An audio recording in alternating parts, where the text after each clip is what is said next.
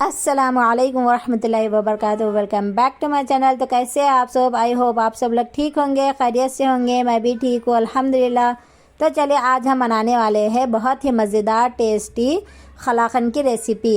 بہت ہی مزیدار بن کے تیار ہوگی. آپ ایک بار گھر پر بنانا ضرور، کیونکہ ایک بار آپ لوگ گھر میں بنا لیں گے تو مٹھائی شاپ سے قلاقند لانا بھول جائیں گے. تو چلیے بناتے ہیں بہت ہی ٹیسٹی اور مزیدار قلاقند کی ریسیپی.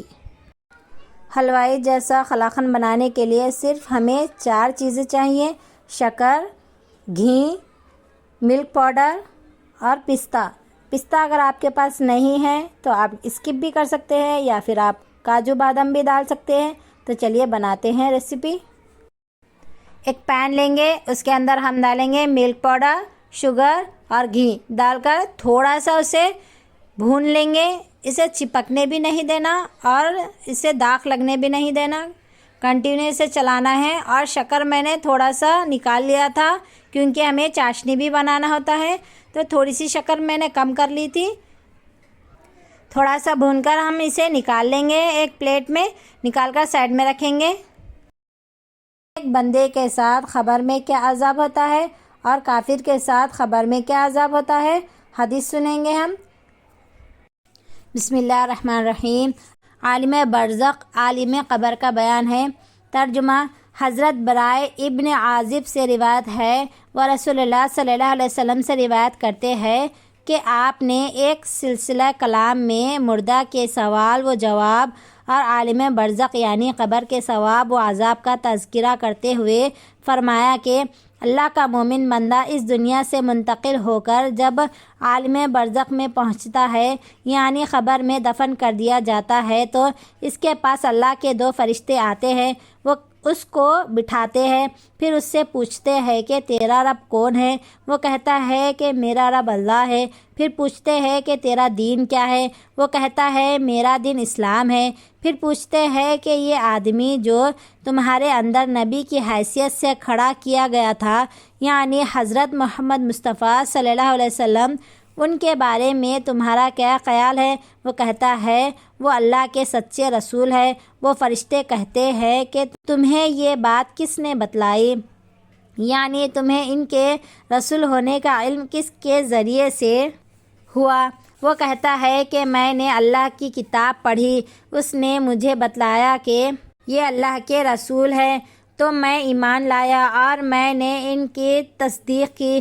رسول اللہ صلی اللہ علیہ وسلم فرماتے ہیں کہ مومن بندے کا یہی جواب ہے جس کے متعلق قرآن مجید میں اللہ تعالیٰ کا ارشاد ہے کہ اللہ تعالیٰ ایمان والے کو سچی پکی بات یعنی صحیح عقیدہ اور صحیح جواب کی برکت ثابت رکھے گا دنیا اور آخرت میں، یعنی وہ گمراہی سے اور اس کے نتیجے میں آنے والے عذاب سے محفوظ رکھے جائیں گے.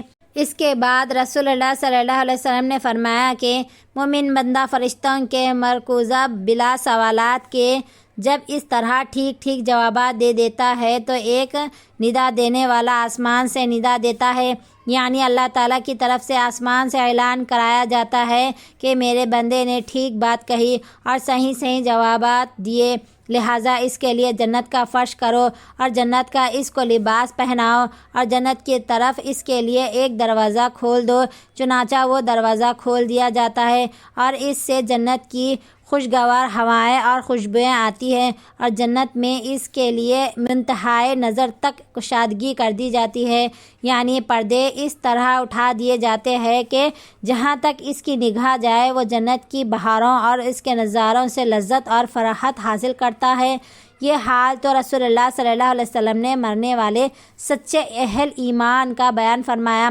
اس کے بعد ایمان نہ لانے والے کافر کی موت کا ذکر آپ نے کیا اور فرمایا کہ مرنے کے بعد اس کی روح اس کے جسم میں لوٹائی جاتی ہے اور اس کے پاس بھی 2 فرشتے آتے ہیں.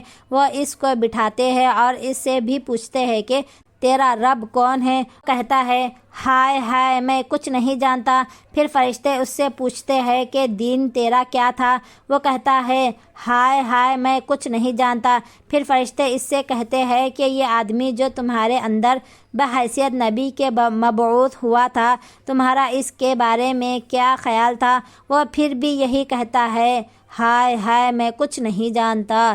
اس سوال و جواب کے بعد آسمان سے ایک ندا دینے والا اللہ تعالیٰ کی طرف سے پکارتا ہے کہ اس نے جھوٹ کہا، یعنی اس نے فرشتوں کے سوال کے جواب میں اپنا بالکل انجان اور بے جرم ہونا جو ظاہر کیا، یہ اس نے جھوٹ بولا، کیونکہ یہ واقعی میں وہ اللہ کی توحید کا، اس کے دین اسلام کا اور اس کے رسول برحق کا منکر تھا۔ پس اللہ تعالیٰ کی طرف سے منادی ندا کرے گا کہ اس کے لیے دوزخ کا فرش کرو اور دوزخ کا اس کو لباس پہناؤ اور اس کے لیے دوزخ کا ایک دروازہ کھول دو، چنانچہ یہ سب کچھ کر دیا جائے گا۔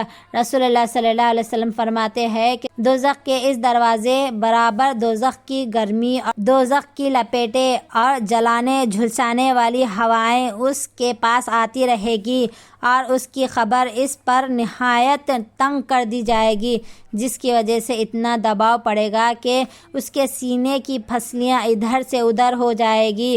پھر اس کو عذاب دینے کے لیے ایک ایسا فرشتہ اس پر مسلط کیا جائے گا جو نہ کچھ دیکھے گا نہ سنے گا۔ اس کے پاس لوہے کی ایسی منگری ہوگی کہ اگر اس کی ضرب کسی پہاڑ پر لگائی جائے تو وہ بھی مٹی کا ڈھیر ہو جائے۔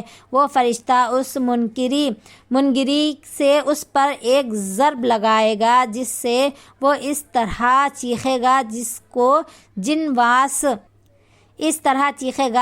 کو جن وانس کے علاوہ وہ سب چیزیں سنے گی جو مشرق اور مغرب کے درمیان ہیں۔ اس ضرب سے وہ خاک ہو جائے گا، اس کے بعد اس میں پھر روح ڈالی جائے گی۔ یہ حدیث ابو داؤد میں ہے۔ تو آپ سب لوگوں کو یہ ریسیپی کیسی لگی کمنٹس میں لکھنا ضرور۔ آپ سب لوگوں کو میری ویڈیوز اور میری ریسیپیز پسند آ رہی ہے تو پلیز لائک شیئر اور سبسکرائب کرنا مت بھولیے تاکہ اور ویڈیوز اور ریسیپیز ڈال سکو۔ تو پھر ملیں گے اگلی ویڈیو میں اگلی ریسیپی کے ساتھ۔ اللہ حافظ، دعا میں یاد رکھیے گا۔